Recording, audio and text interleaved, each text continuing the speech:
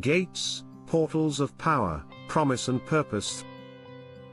Throughout history, gates have stood as symbols of power, protection, and passage.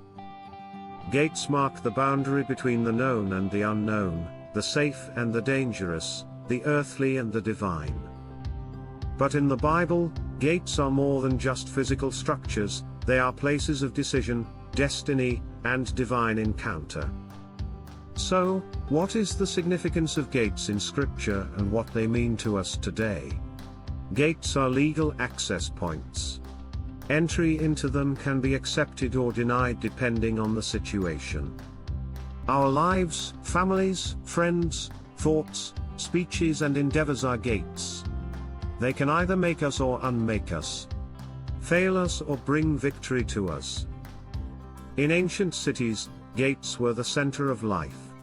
Battles were won or lost at the gates.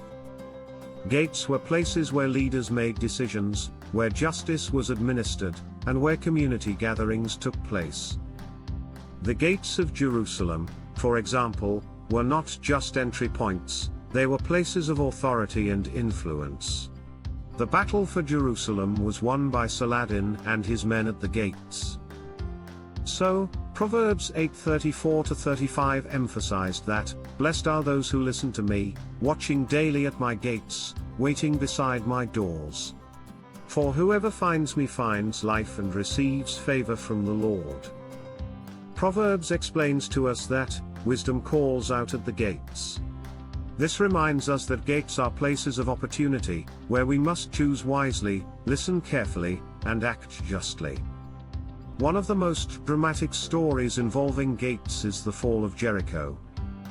For 7 days, the Israelites marched around the city, and on the 7th day, the walls came tumbling down. The gates of Jericho, once symbols of impenetrable strength, were no match for the power of God. This story teaches us that no barrier is too great when God is on our side. Joshua 6:20 mentions that when the trumpets sounded, the army shouted, and at the sound of the trumpet, when the men gave a loud shout, the wall collapsed. God can bring down the gates that seem to block our progress, whether they're walls of fear, doubt, or opposition. In the New Testament, Jesus often used gates as metaphors to teach profound spiritual truths. In Matthew 7, Jesus speaks of 2 gates, one wide and one narrow.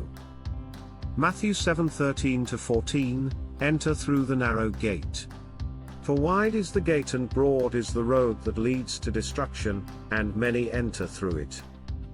But small is the gate and narrow the road that leads to life, and only a few find it." Jesus challenges us to choose the narrow gate, the path of faith, obedience, and surrender.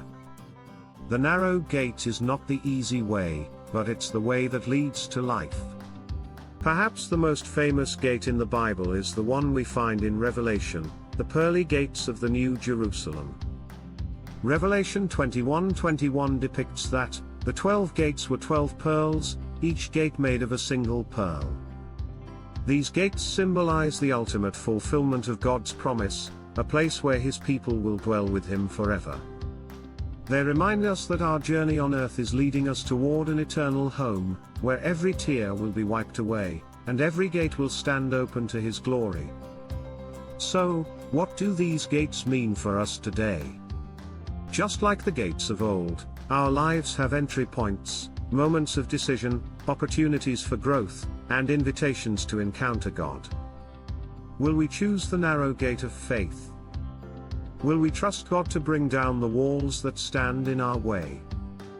And will we live with the hope of one day walking through the gates of eternity? Gates are more than just physical structures, they are reminders of God's presence, His promises, and His power. As you go through your day, remember, every gate you face is an opportunity to trust Him, to follow Him, and to step into the life He has prepared for you. Psalm 24:7 says, "Lift up your heads, you gates, be lifted up, you ancient doors, that the King of Glory may come in." Let's open the gates of our hearts and invite the King of Glory to enter. Because when He does, everything changes.